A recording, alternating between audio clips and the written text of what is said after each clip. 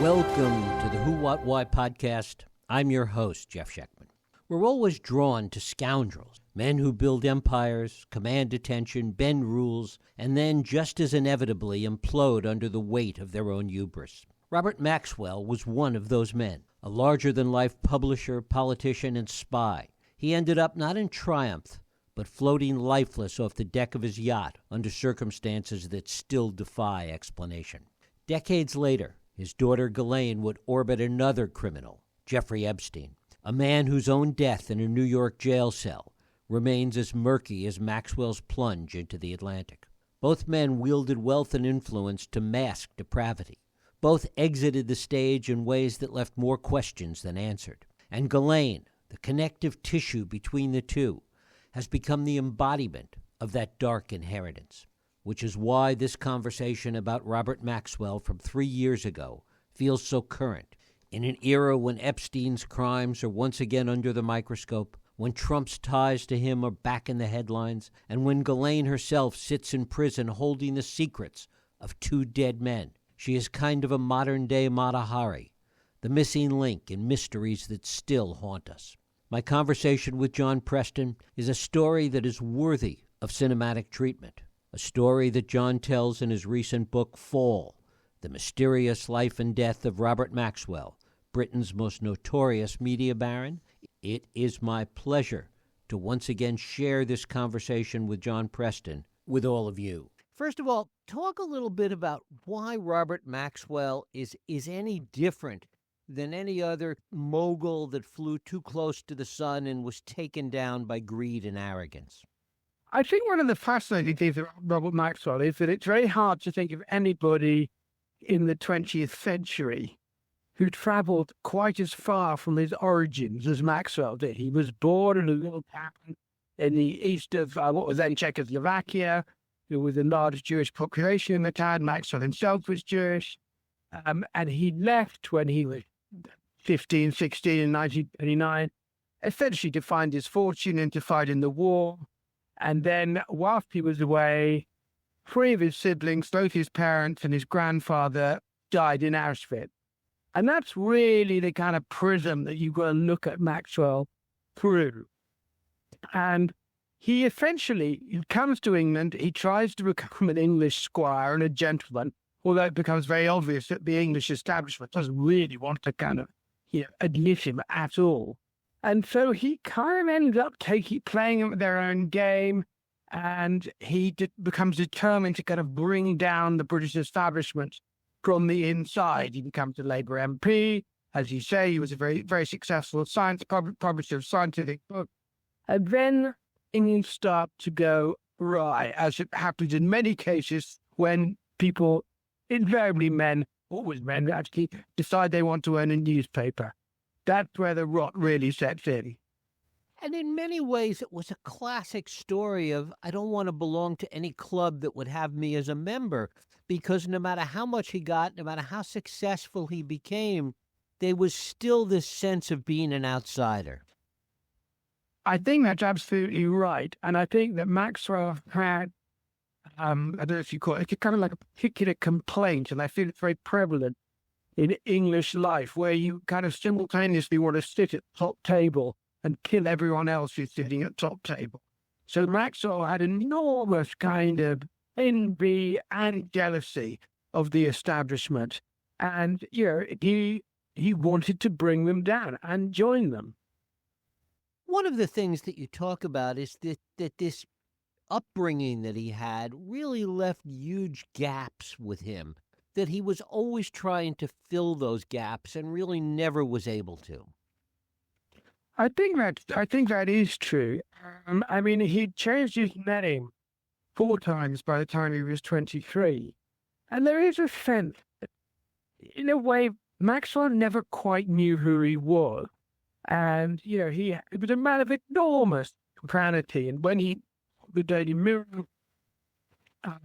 which is Britain's biggest left-leaning tabloid in 1984, he invited enormous ridicule by plastering his face all over his paper. And, of course you can see that as just another symptom of his vanity. But I wonder if perhaps there was an element of trying to kind of get external validation that he was who he claimed to be. In what ways did that also drive his success? I mean, to your point earlier about how far he had come from his roots, what drove his success? What was the skill that made him successful initially? Well, I think he was touched by genius, actually, in this respect. I mean, he basically came from an absolutely dirt poor family. He had to share a pair of shoes in the winter with one of his siblings, and in the summer they'd all run around barefoot. And during the war, he joined up with the British forces. He actually fights with great distinction, and he's awarded the Military Cross, which is the second highest medal for gallantry. But he's come dreaming all the time of finding this commodity, which gets for next to no money scientific journal in Germany. He says, "I've got a terrible problem. Can you help me?" And essentially no scientific research had been published in Germany throughout the war, as a result of which this man had an enormous backlog of material. And Maxwell suddenly thinks, my God, maybe this is the commodity I've been dreaming of. And it's knowledge. And the great beauty of it from his point of view is that none of the academics and the scientists who'd written these papers really expected to be paid for them. They were just thrilled to see them in print. So he basically uses, he gets all this stuff out from Germany with the help of British intelligence, who helped pay to set him up in London. And it becomes the cornerstone of his publishing empire. So, I mean, I think that was an absolutely brilliant idea. And, yes, it's very easy to see Maxwell, particularly in retrospect, as someone who was creature driven entirely by expediency. But actually, although, he always had one eye fixed on his profit margins, the other one would periodically give out this unexpectedly idealistic glint.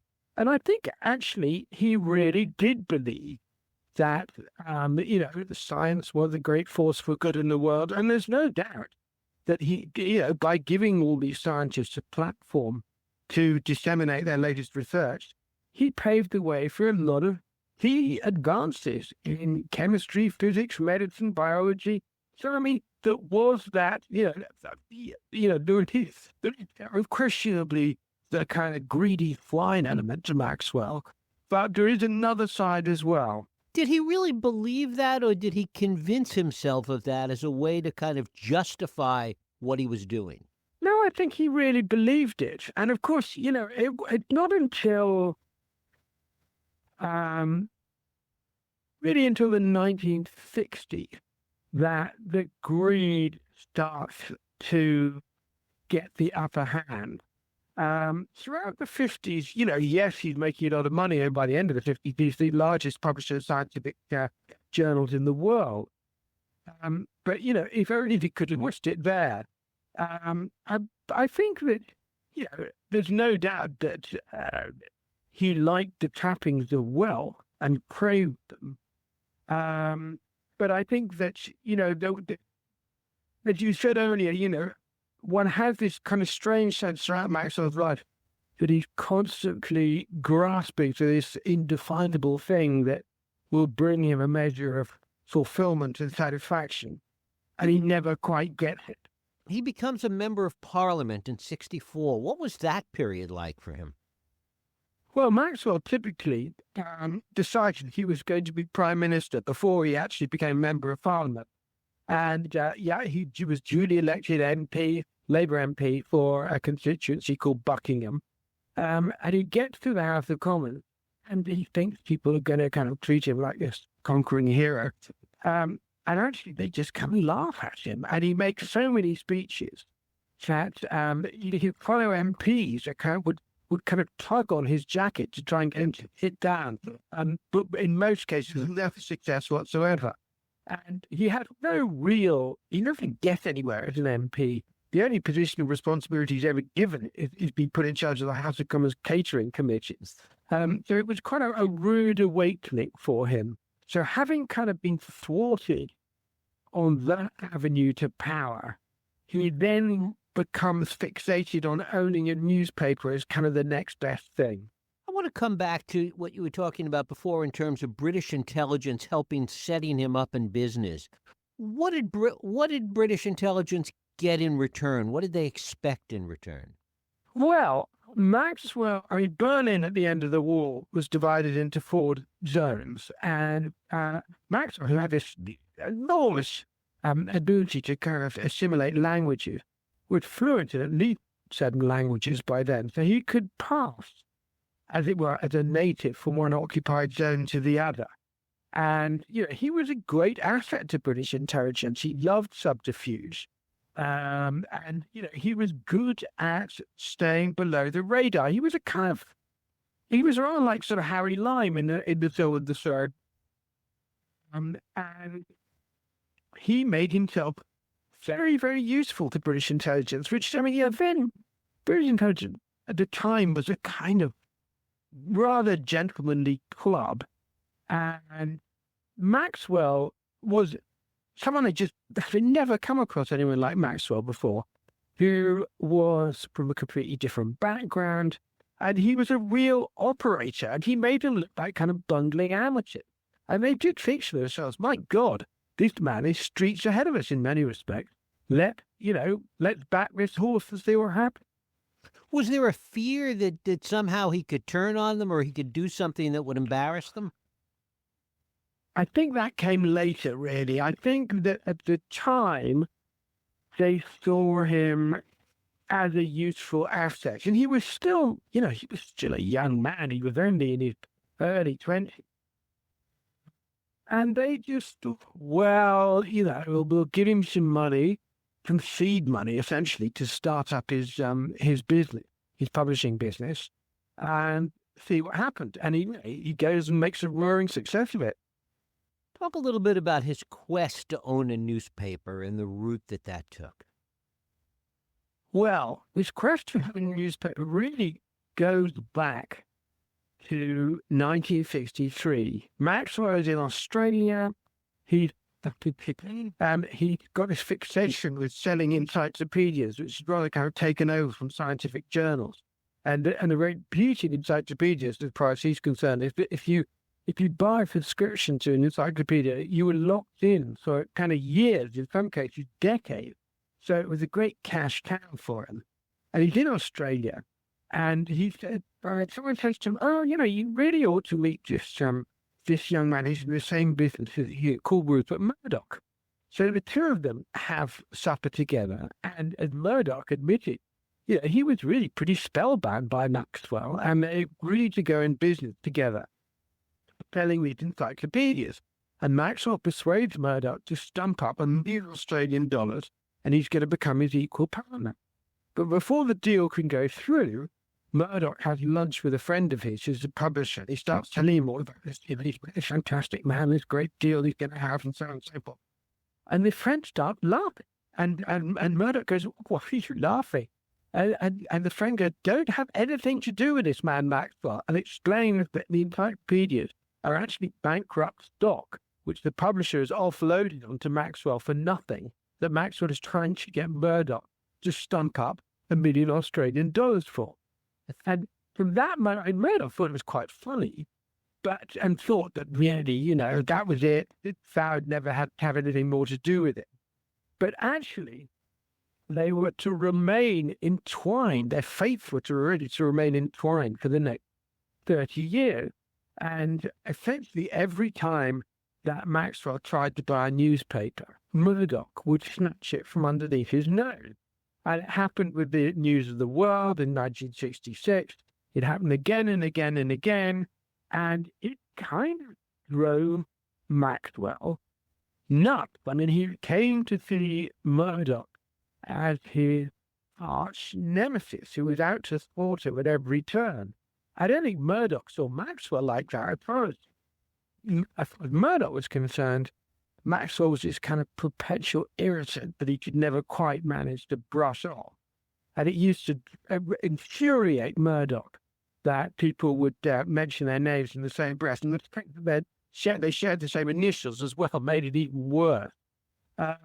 But Maxwell saw only a newspaper, and quite rightly saw it as being a position of enormous power and influence. And indeed, when Maxwell finally succeeds in buying the Daily Mirror in 1984, which he, not entirely coincidentally, Murdoch doesn't want because he's already got the Sun, which is the right-leaning tabloid.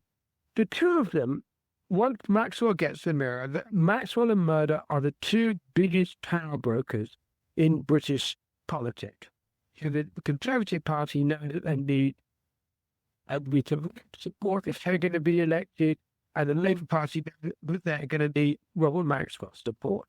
So, the way in which the power operates now has changed enormously in the last kind of 30, 40 years, but they were hugely powerful figures then. In many ways, it does seem like a lot of Maxwell's fame and notoriety, particularly in this newspaper and media world, came about because he was always chasing Murdoch in a way. That Murdoch, even though Maxwell lost out on all these deals, the fact that Maxwell was competing gave him credibility on a par with Murdoch that he didn't really deserve early on. Well, I think Maxwell was a very successful businessman at one stage. And he then, at the end of the 60s, beginning of the 70s, and he was denounced by the Department of Trade and Industry in the UK as a person who wasn't fit to be in charge of a public company. But he then basically fought his way back, got his company back again. So he wasn't just a kind of perpetual auto-ran to Rupert Murdoch. He was, in proud stature and right, but he had this fixation that he had to do on equal terms with Murdoch, kind of to best Murdoch. And it really, in seeking to prove that he belonged in the same arena as Rupert Murdoch, Maxwell set in train of events, which led to his emotional and mental and physical breakdown, the collapse of his financial empire, and eventually, ultimately, his death. What was it that brought his company down, that brought him down back in the late 60s, early 70s? Essentially, the thing that had been dogging him off and on for the last, 20 years, which is that he was artificially inflating the profits of his company. So he was about to sell to an American called Saul Steinberg. Steinberg's accountants went through the books and went, hold on a minute, this is pretty hit. And that's where, the House of Cards fell apart. Talk a little bit about his purchase of the New York Daily News, because that really was the penultimate moment in his career. Yeah, when he buys, when Maxwell buys the New York Daily News, beginning of 1991, the extraordinary thing, he sailed into Manhattan aboard his luxury yacht, the Lady Ghislaine, named after his youngest daughter and favorite child. And the New York Daily News had been embroiled in this extremely acrimonious industrial dispute for months. And Maxwell is seen as this figure who's come to almost kind of save New York. And when the purchase goes through, people literally break into spontaneous dancing on the street. The Cardinal Archbishop of New York offers prayers of thanks, and Maxwell walks into the most fashionable Chinese restaurant in Manhattan, and all the diners stand up and applaud him as he walks to his table. And yet only 9 months later, he falls off the door. Well, he disappears off the back of the same yacht, the Lady Ghislaine, in very mysterious circumstances. And by then, everything had fallen apart. But even then, even when Maxwell is making his triumphant entry into New York, the cracks are already beginning to widen. And Maxwell needed this kind of cosmetic exercise of buying the New York Daily News and all the acclaim that went with it to really try and convince other people and indeed himself that things were in better financial health than they appeared to be. And he wasn't really able to do that. He really wasn't able to use all the accolades that he got and all the recognition that he got to effectively cover up what he had been doing. But by then, it was really too late, and the cracks beginning to widen. I mean, what he'd essentially done for the last 4 or 5 years was he'd been churning money around in ever decreasing circles. So he would take money from one bit of his empire that was in comparatively good shape and use it to shore up another bit that was in bad shape. But the difficulty was he was perpetually robbing Peter to pay Paul, and he couldn't keep up. The banks, who'd been falling over themselves to lend him money a few years earlier, were starting to kind of, smell a rat and call in the debt, and Maxwell couldn't pay. What do we know about his death? What do we know and what do we speculate? Well, we know that the end of October 1991, Maxwell went off on the Lady Ghislaine, and he'd never been on board the yacht on his own before. The staff were there, but normally he would go with this kind of retinue of people that'd be kind of executives from the Mirror or another part of his empire.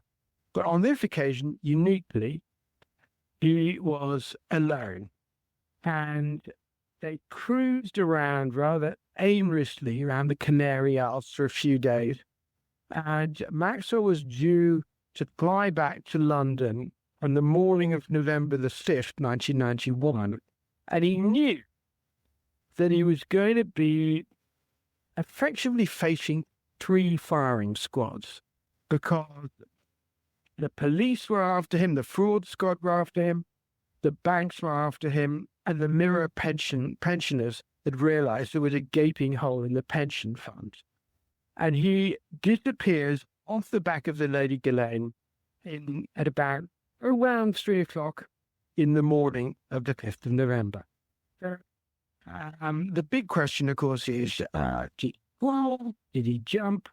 Was he pushed?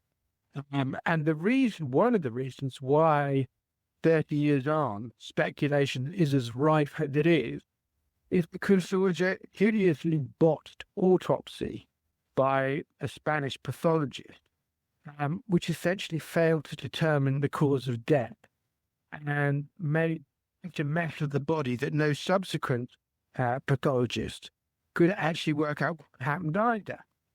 I have unquestionably loads of people who were happy to have bumped off Maxwell by this stage. There's no convincing evidence that that he was murdered. It simply doesn't stack up in terms of credibility. In terms of, did he jump or did he fall?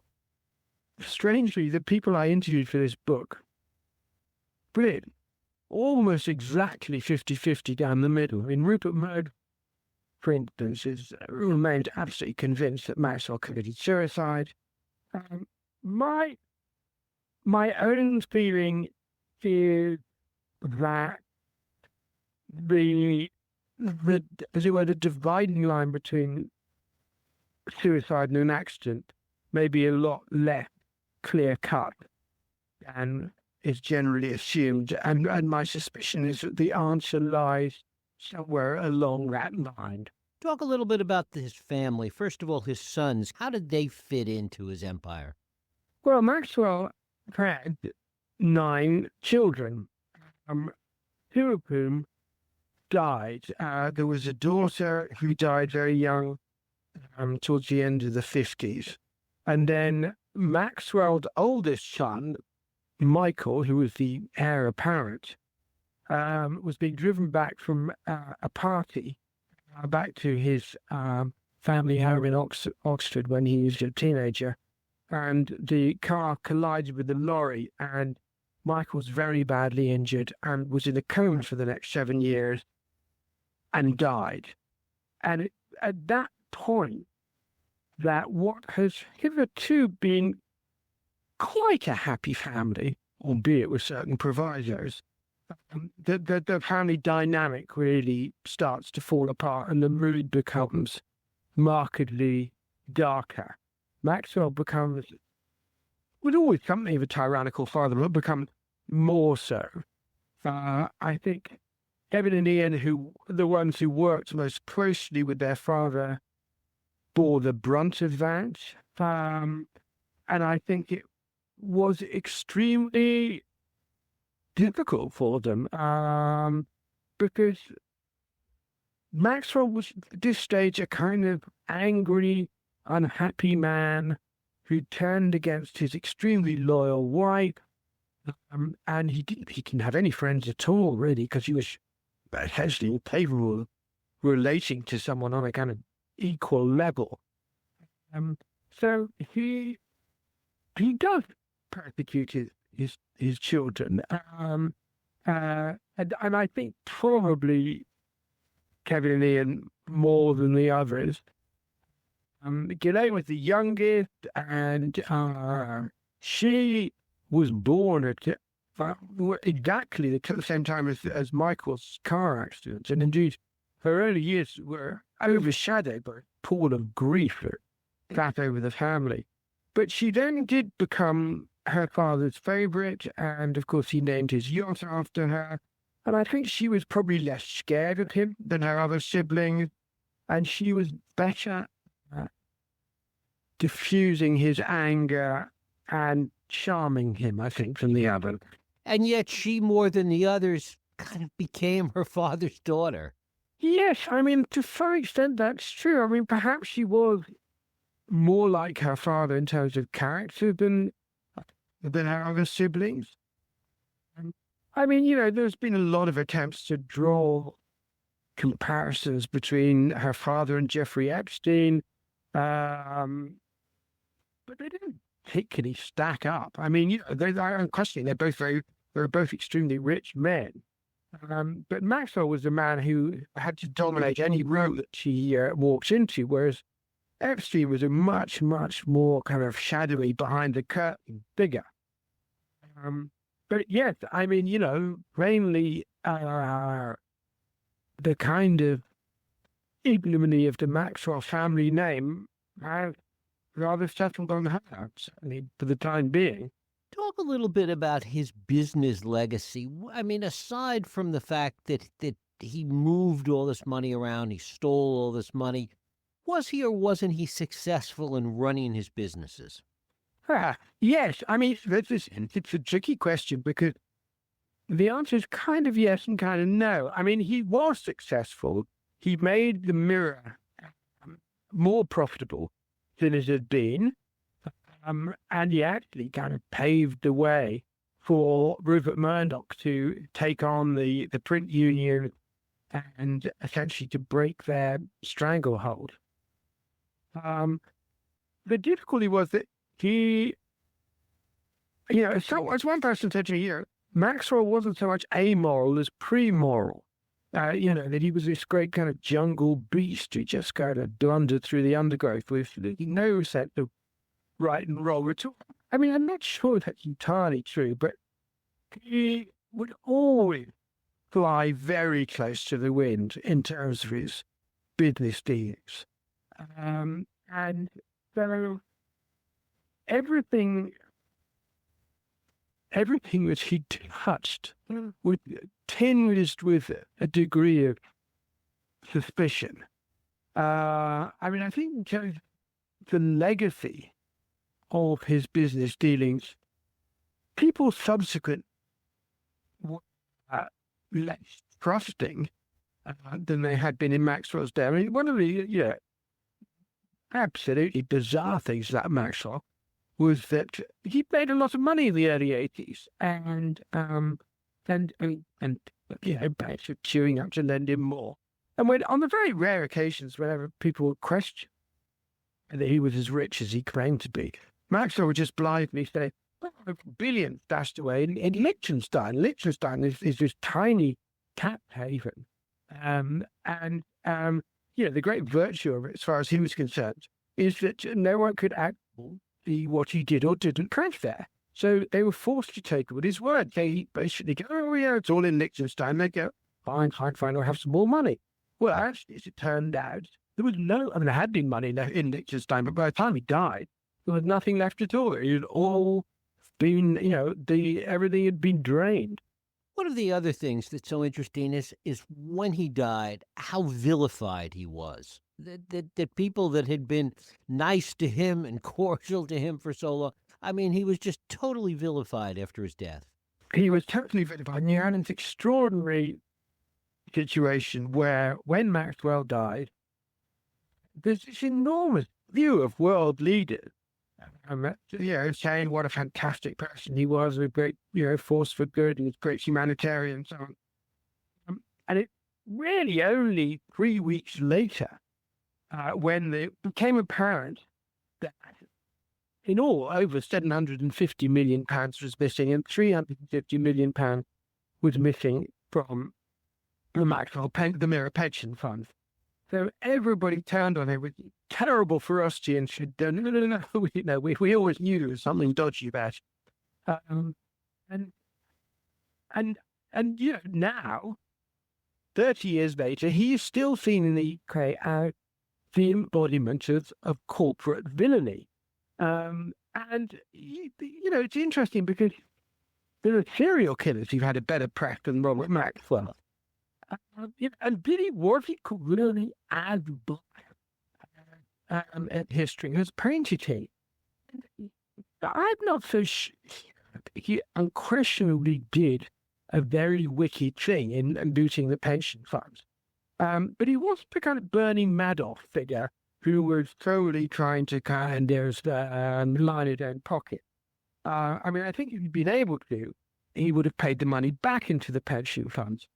I've all sort of had a private theory that one of the reasons people turned on him with such ferocity is that more than anything else, journalists hate to miss out on a good story. And at the Mirror, they realized that he was sitting on this fantastic story unwittingly for years as Maxwell was plundering their pension funds, and they'd missed it. So when they belatedly, found out what had happened, their ferocity knew no bounds. And he was subjected to this kind of, surge of posthumous revenge.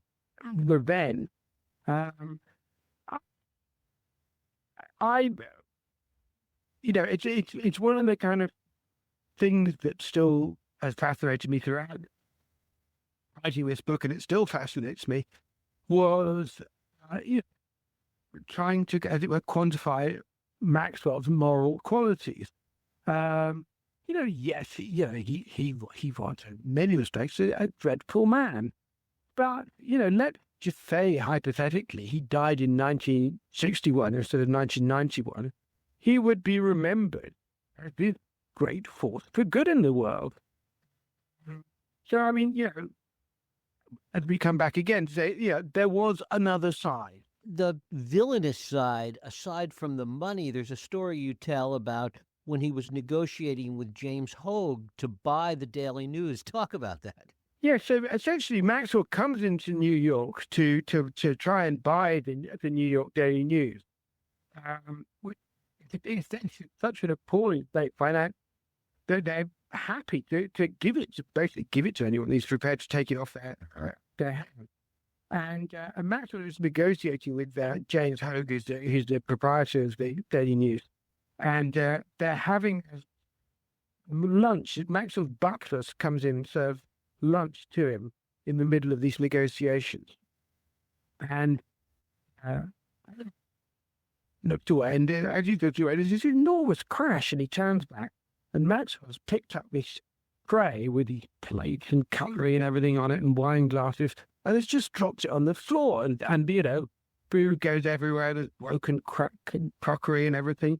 And the butler comes back in. He goes, "Yes, sir." And Maxwell goes, "It's cold. Bring me something else." And what makes the most impression on Jim Hogue is that neither Maxwell nor the butler behave as if anything remotely untoward has gone on. Finally, what did Murdoch really think of Maxwell? I think Murdoch despised Maxwell, frankly. I think he thought he was a buffoon and an egomaniac. I mean, when I was interviewing Murdoch, he said, Maxwell was plastering his face over his own papers. You never see my face in any of my papers, which of course is true. Don't. And I think he did feel that his fate was in some awful way entwined with that of Maxwell, and it was a source of enormous. I think fury might be pushing it, but I mean, certainly extreme irritation. And his attitude toward Maxwell plainly had not softened at all in 30 years when I went to see him. Interesting how many demons Maxwell had. Yes, I mean, really, you feel, I said at the beginning that it's hard to think of anyone in the 20th century who journeyed as far from his origins as Maxwell did. And yet you do have this sense that the older he becomes, it's almost this kind of sense of the past snapping at his heel and saying to him, almost mockingly, you can't escape where you came from. And I think that he was increasingly haunted by what happened to his family. And I think he had terrible survivor guilt. I mean, his son Ian told me a story about towards the end of his father's life, he'd gone into his father's bedroom, and his father had kind of early flat-screen television, this enormous thing mounted on the wall. And Ian walks into the room, and his father is standing with his nose pressed up against the glass of the TV screen. And on the television is a documentary which shows people being unloaded from trains, Jews being unloaded from trains at Auschwitz. And Ian says, what are you doing? And Maxwell straightens up and turns around and says, I'm looking to see if I can spot my parents. And whatever you think, Max, that is a desperately poignant story. John Preston, the book is Fall, The Mysterious Life and Death of Robert Maxwell, Britain's most notorious media baron. John, I thank you so much for spending time with us. Not at all. Thank you very much for having me. Thank you. And thank you for listening and joining us here on the Who, What, Why podcast. I hope you join us next week for another Who, What, Why podcast. I'm Jeff Sheckman. If you like this podcast, please feel free to share and help others find it by rating and reviewing it on iTunes. You can also support this podcast and all the work we do by going to whowhatwhy.org/donate.